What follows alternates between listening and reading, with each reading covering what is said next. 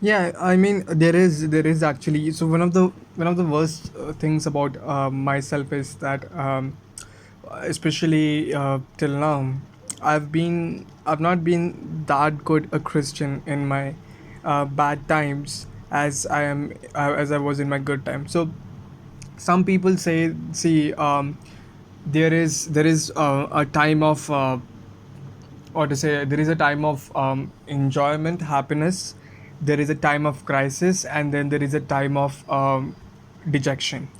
So for example, in like sometimes a time of crisis and time of dejection almost becomes the same, but mostly it's the time of happiness and time of crisis and time of dejection. So for example, I'll just I'll tell you what has happened to my in my life. For example, as a as a when I was a student, it's simple. So first of all, you have time of happiness. So it's the time of summer vacations. It's the time when exams are not near, etc. At these times, the person doesn't what a general person would do, what a non-Catholic or lukewarm Catholic would do is basically, you know he would just marry around, sin, or do something like that. What a practicing Catholic should do is he would just pray and spend most of his time in religion and doing other stuffs like that. Uh, then what happens is the time that where you are near exams. You exams are nearing. Now this is the common thing that happens with both of them. Is that a lukewarm Catholic as well as a practicing Catholic, they pray, and this is the time when lukewarm Catholic becomes perhaps a practicing Catholic. He perhaps might go to confession, or he may go to, um, you know, he may pray. He would say that I'll repent of my old ways and all those stuff which is happening. Similar to some thing, although it would be more of when we're talking about Pharisee and the tax collector. So it would be more of when a practicing Catholic does pray during that time of when he is near to giving exams. He is more of a Pharisee. He says mostly like I have all throughout these many days, I have worked this much hard, and God, please be merciful, and so on and so forth. But anyways, even the lukewarm Catholic as well as the practicing Catholic, in the time of crisis, they are just one, right? uh, then you have the time of examination, and there are two results of pass or fail, or like not just pass or fail, perhaps it's like whether you are happy with the result or you are not happy with the result. Now, most probably, both of these people, if they are happy with, or if they're not happy with the result, they would you know kind of have a revenge with God.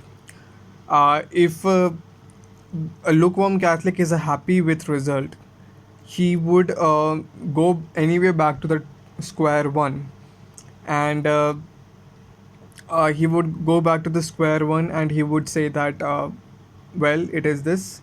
I'm not interested in, like, he would back to the square one, and he would sin, and he would live a life without knowing God, and without like praying and all that stuff.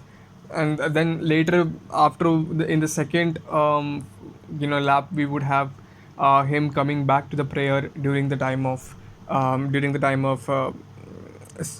examination again. But what happens to the Catholic what happens to the practicing Catholic when the examinations results are better, in the sense that he approves of these results and he finds that results are very good? He becomes more Catholic, and he gives more devotion, he gives more time in devotion, and his faith is becomes more ardent. But what happens if his answers, if his examination result was wrong, is wrong, or what happens during that time? uh, then it's a rejection, it's a total rejection and disappointment, etc. And he two or three things happen. First of all, the thing that happens is that he would not pray anymore. He would be violent against God. He would, he would question his existence of God. He would question the all the things that he has done for, he would say like he has done for the God. He has given so much time in religion. He has prayed to God every day. He has read the Bible, and all these things, he throws out in the prayer when he is rejected, when he is getting rejected. uh, Many times he would purposefully commit some sins, and this happens when you are, let's say, addicted to some or the other kind of sins. Then the person purposefully commits that sins to, so as to, so at this point of time he is not atheist, he is anti-theist. He knows that there is a God, but he gets to be against God, right? So that happens with it. Then there is a fact that some people reject the faith. Sometimes some incidents have become so drastic that people outrightly reject the faith after an event. And some people, for example, let's say, with regard to Charles Darwin, some say that Charles Darwin rejected his faith not because of the theory of evolution, or of evolution of species, or whatever that he did in science, whatever contribution he made towards science, but because of his daughter's death. He was anxious about his daughter's death, and therefore he rejected God. It was not his discovery of whatever he believed in, because he was perhaps more likely with the opinion of Galileo, and opinion of the church in general, that Bible is made to make sure that how to move to heaven, not how heavens move. uh, so that is yeah, one thing.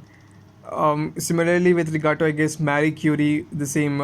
When her brother died, she became, she, like, it is said that she didn't believe in God, and she renounced her Catholic faith and so on.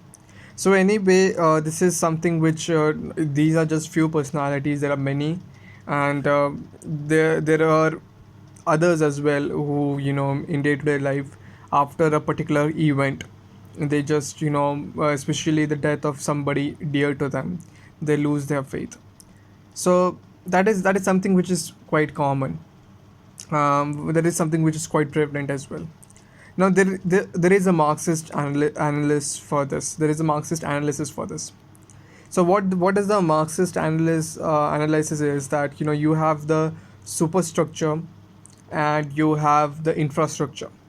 So basically, in the terms of Marxism, econo- the economic activities are infrastructure, and the all other activities in someone's life is superstructure. When you have religion, and religion include is religion is also a superstructure. So for example, what economic life, or like the economic mode of production, or forces of mode of production, forces, for example, whether you are in a capitalist society, or whether you are in a socialist society, or other forms of society, that forms basically the infrastructure. And with the change in the form of mode of economic production, of capitalism, socialism, whatever it is, there is the change in all other outside factors as well. So there is a change in religion, there is a change in state, the formation of state. There is a change in how people speak to each other, and whatever family structure and all those things change with the change of economic mode of production. So economy is something, or material is something which, it's a kind of materialistic differentiation in which you have the material benefit as the main form of main form of think above which all other immaterial things of religion, politics and everything is built. The main the ground on which all of this is built is economic benefit.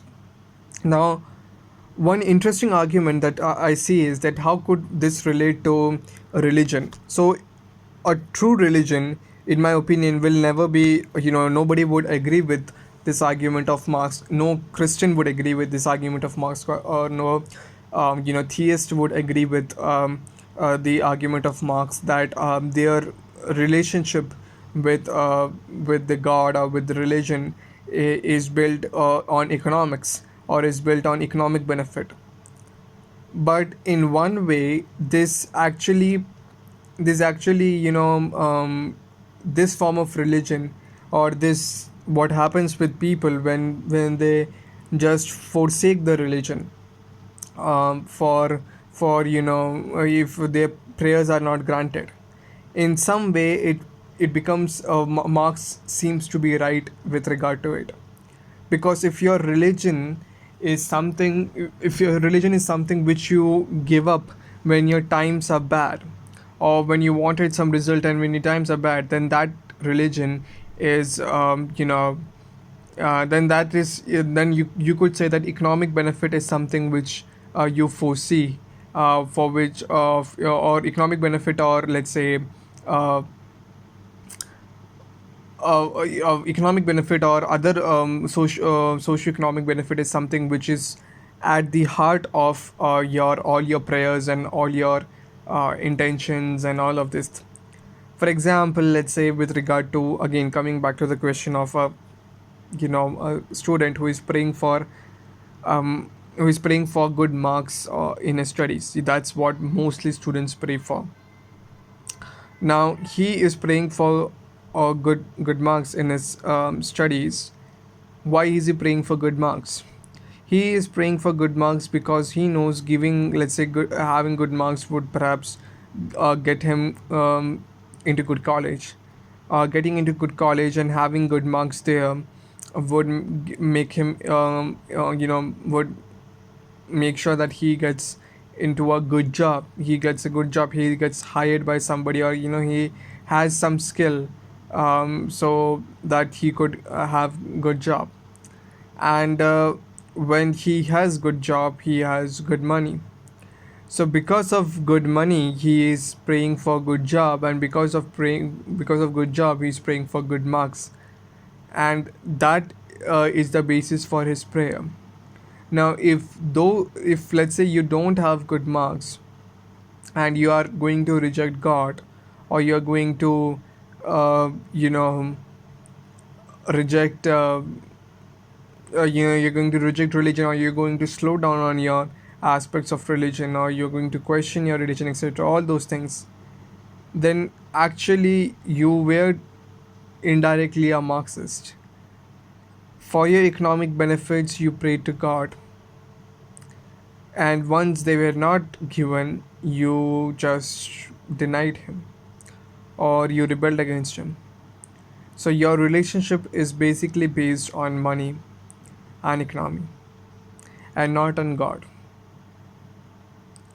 So that is something which is very important, in my opinion, that true Christians, if they are true Christians, then doesn't matter what happens to them in their life, whether they get good grades or whether they don't get good grades, whether they get good job or whether they don't get good job, whether their kids get good grades or whether the kids don't get good grades, or whether their kids don't have this high social standing or economic standing in their life, or in general, even if your prayers are rejected, and if you don't have a reason to reject God, because that would prove that your entire purpose why you were praying to God was not for loving God or not for something else but for money.